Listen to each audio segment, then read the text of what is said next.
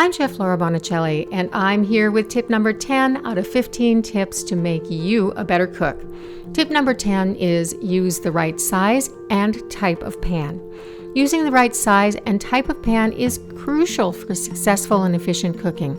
Using a pan that is too small for the amount of food that is being cooked can lead to overcrowding and uneven cooking, while using a pan that is too large can lead to excessive drying or burning of your food.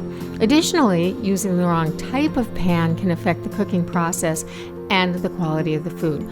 For example, using a non-stick pan for high heat cooking can damage the coating and release harmful chemicals into your food. Conversely, using a cast iron pan for really delicate foods can result in overcooking or burning. By using the right size and type of pan, you can ensure that your food cooks evenly and comes out as intended, while also promoting safety and prolonging the life of your cookware.